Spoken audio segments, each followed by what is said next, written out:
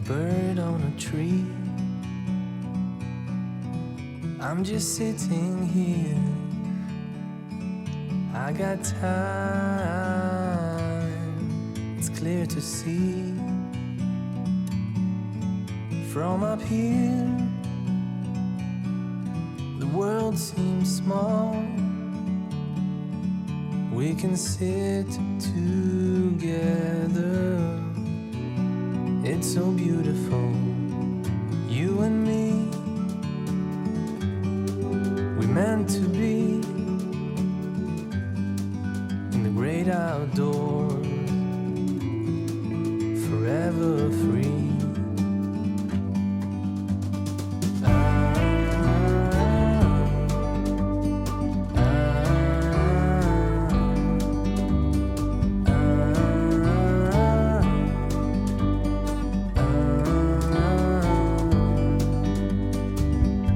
Sometimes you need to go and take a step back to see the truth around you. From a distance you can tell.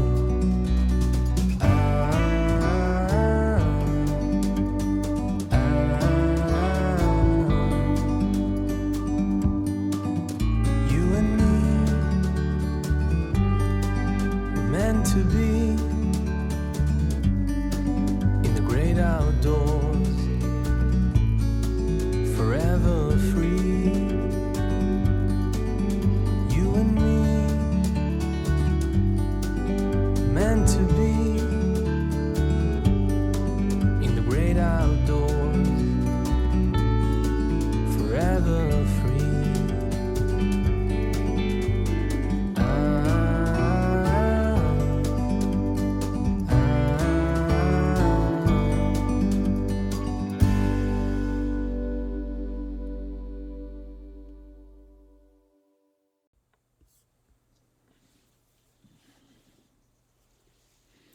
안녕하십니까. 지산의 길 해설 이현조입니다. 이번 지산의 길 해설은 지산 김복한 선생 2탄입니다.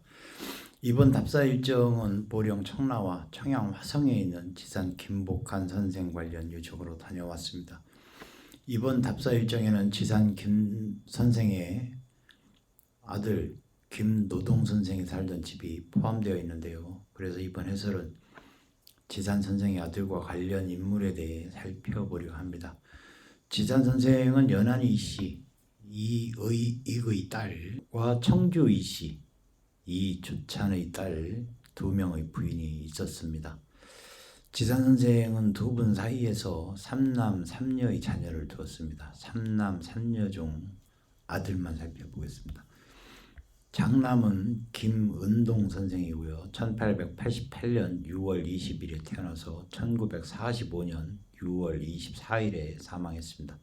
차남은 김노동 선생으로 1899년 1월 16일에 태어나셨고요. 1958년 12월 20일 사망하셨습니다. 삼남은 김명동 선생으로 1903년 11월 25일에 태어나서 1951년 12월 2일에 사망하셨습니다.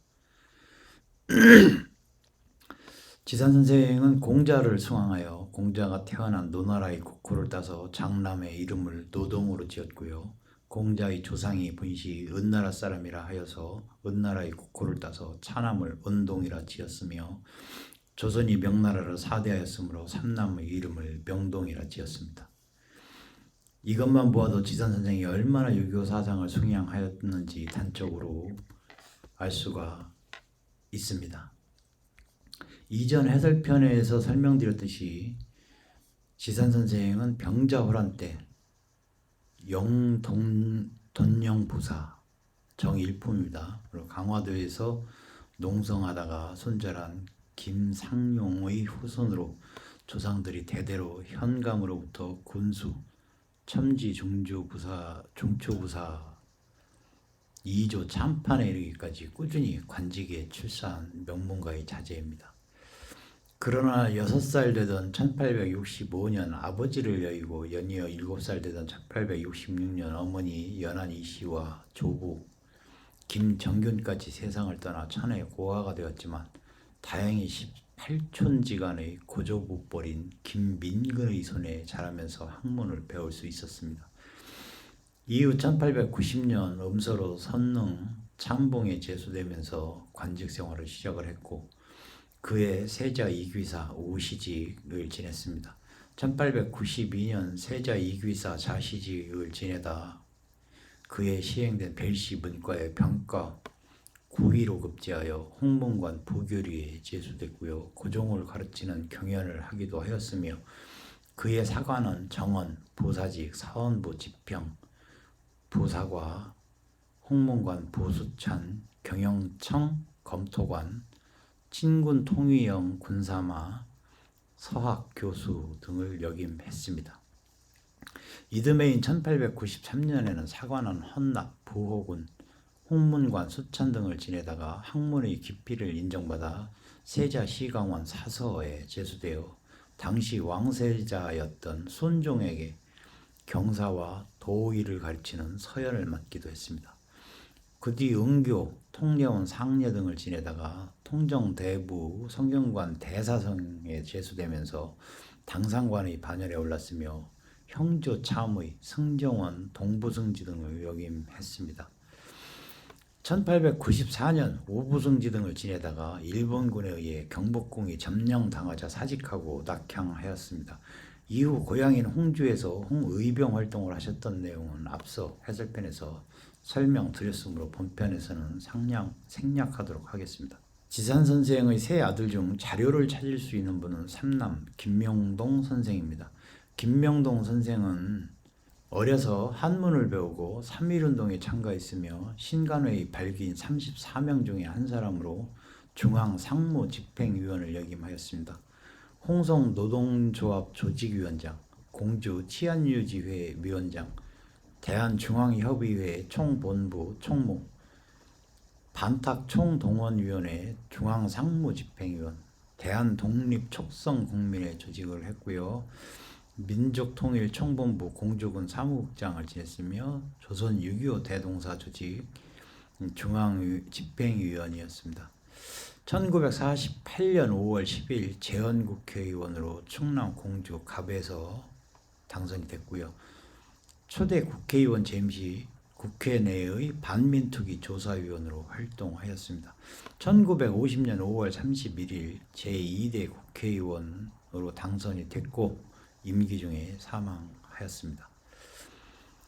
다음은 차남 김노동 선생에 대해 알아보겠습니다. 지산 선생에게는 남동생 김교한이 있었는데 23촌지간의 족속이란 먼 친척을 얘기합니다. 족속인 김승진의 양자로 들어갔습니다. 이후 김교한은 슬하에 자식이 없어서 생가, 친형, 김복한의 차남인 김노동 선생을 양자로 들였습니다. 지산 선생께서 1차 홍주 의병 시 체포되어 일본군이 고문으로 불구가 되어 거동을 못하실 때 보령 청라에서 10여 년 동안 아버지 병고안을 한 분이 바로 김노동 선생이십니다. 지산 선생의 세 아들 중 김노동 선생만 유일하게 현재 묘소의 위치를 알 수가 없습니다. 장남 김은동 선생은 공주시 금성동에 묘소가 있고요. 삼남 김명동 선생은 세종시 장군명 금암리에 묘소가 있습니다. 이번 답사에서 김노동 선생이 살았던 집터도 답사였으니 본편을 시청하시면 좋겠습니다. 다음은 당시 홍주 의병에서 독립운동으로 이어지는 사회적 격동에서 주목해야 할 6.25 부식회와 신간회에 대해 설명드리겠습니다. 6.25 부식회는 지산 김복한 선생의 장남 김은동 선생과 그의 문인들이 민족의 자주와 6.25 진흥을 목적으로 6.25 부식회를 설립한 단체입니다. 1920년대 후반부터 1930년대 초반까지 홍성을 중심으로 기관지 인도를 발행했고요. 취지문, 선전 전단 등을 발간하는 등 활발한 활동을 했습니다. 6.25 부식회에서 발간한 인도지는 1920년에서 36년 일제가 강압적인 무단 통치에서 기만적인 문화 통치로 정책 기조를 바꾸었기에 200여 종이 넘는 잡지가 발행이 됐습니다. 특정 단체의 이익이나 종교, 예술 등을 표방하는 잡지들이 등장했고요. 유교 단체에서 발행한 잡지도 다수 있었습니다. 인도는 충남 홍성에 기반을 두고 활동한 유교 부식회가 발행한 기관지며 유교 부식회는 파리장서 운동에 참여했던 김복한의 후손 및 제자들이 결성한 단체였습니다. 대부분의 유교 단체가 식민지 관료와 친일파 인사가 주도한 어용 단체였음에 비해 유교 부식회는 항일, 민족적 성격이 강한 단체였습니다. 인도는 1929년 6월 15일 창간호를 시작으로 1931년 3월 15일 종간호까지 1년 9개월 동안 통권 9호를 발행했고요. 유교 부식회보 1호도 발행했습니다. 일제히 검열 때문에 전문 또는 몇 행이 삭제된 일이 많았고 9개월간 휴관하기도 했습니다. 인도는 유교 잡지이면서도 문예, 실용, 교양, 시사 등의 문제를 다루고 있는 종합 잡지이며 그 특징은 다음과 같습니다. 첫째, 인도는 유교 전문 잡지답게 경전의 구절, 해설, 공자의 추승, 유교의 정체성 확립 등과 관련된 원고를 수록하고 있지만 유교의 현재화에 무게의 중심을 두고 있습니다. 둘째, 인도는 교양을 강화하기 위해 과학, 농촌, 가정 등의 강좌를 마련하고 시사 용어를 소개하는 등 계몽적 성격이 강합니다. 셋째, 인도는 문명국을 자부하고 단군을 소환하며 조선 민중을 우선시하는 등 민족적 항일적 성격이 짙습니다. 다음은 신관회에 대해 살펴보겠습니다. 1927년 2월 민족주의 좌파와 사회주의자들이 연합하여 서울에서 창립한 민족협동전선입니다. 국내 민족유일당 운동의 구체적인 좌우 합작 모임인 것입니다. 1920년대, 19에서 30년대 민족해방운동은 민족주의 운동과 사회주의 운동의 두 흐름으로 파악될 수 있습니다. 그런데 두 흐름은 민족운동의 이념, 방법, 주도 세력 등에 따라 여러 갈래로 나뉘어져 있었습니다. 이러한 상황을 극복하고 민족주의 좌파와 사회주의자들의 민족협동전선으로 창립된 것이 신관회입니다. 1927년 2월부터 1931년 5월까지 존속한 신관회는 서울에 본부를 두고 전국적으로 120에서 150개의 지회를 가지고 있었으며 2만에서 4만 명에 이른 일제 하강정 가장 규모가 컸던 반일 사회운동 단체였습니다. 1926년 6월 10일 순종의 인산일을 계기로 일어난 60만세 운동에 자극받아 국내에 있는 민족주의 진영과 사회공산주의자 간의 타협에 의해 민족유일당 운동으로 조직되었습니다. 일제강점기의 가장 큰 합법적인 결사로서 항상 일제의 주목을 받았습니다.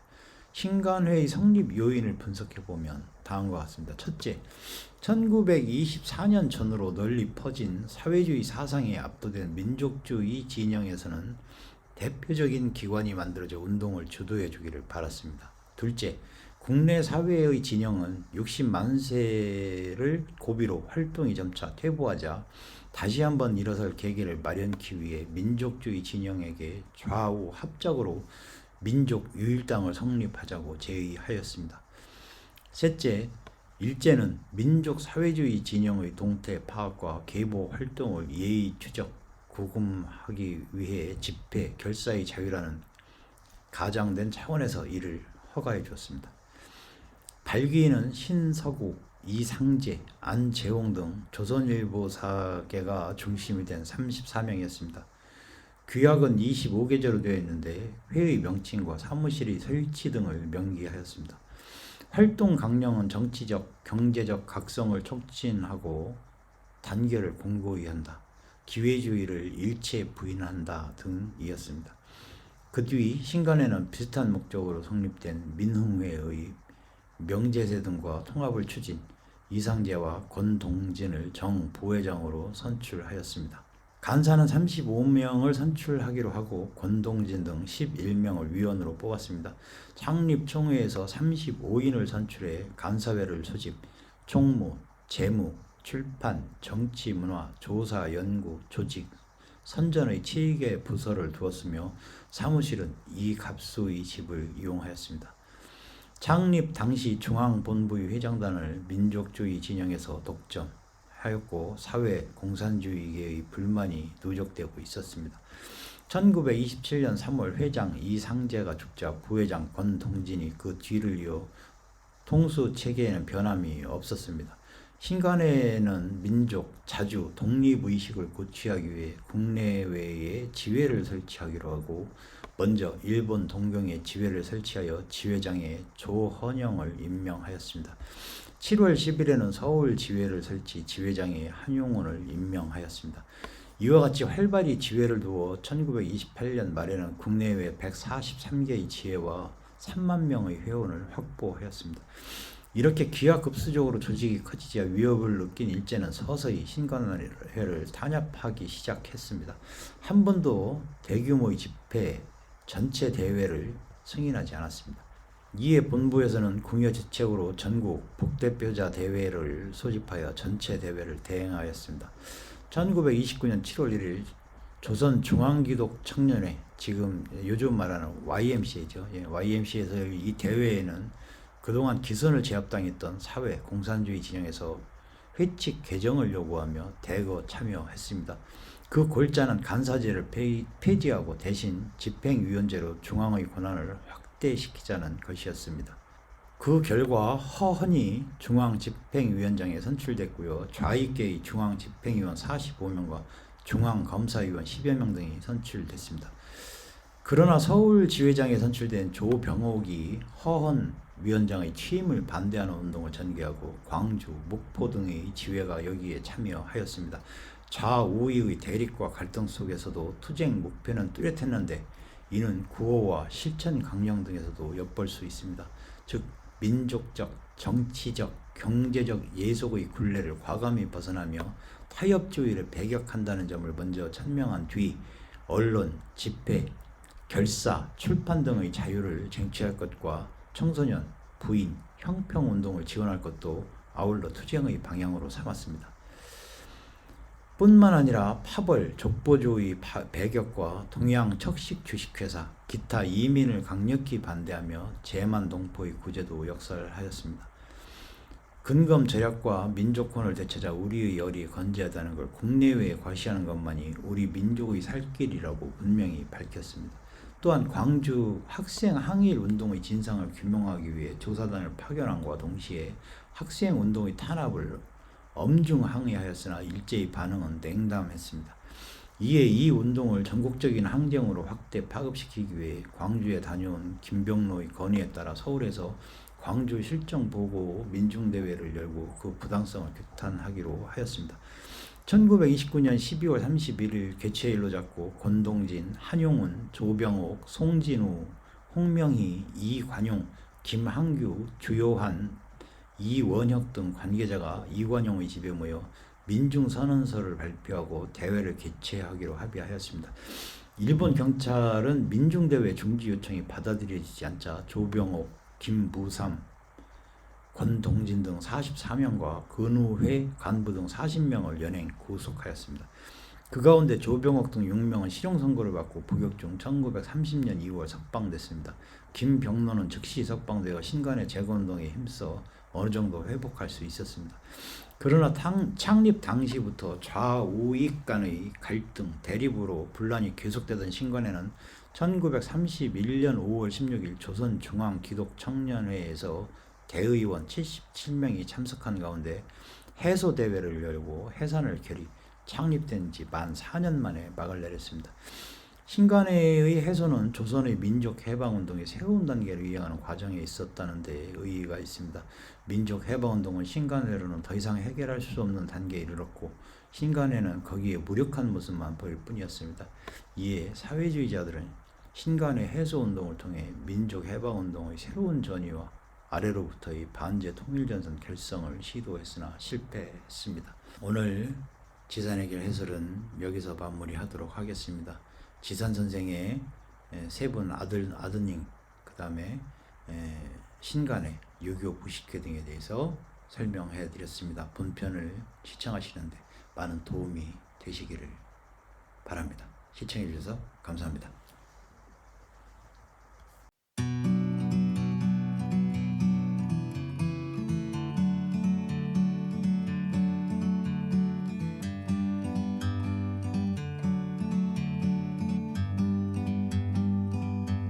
like a bird on a tree.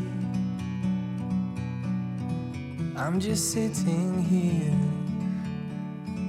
I got time. It's clear to see from up here. The world seems small. We can sit together.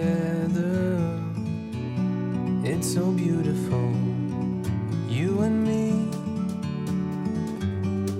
We meant to be in the great outdoors, forever free.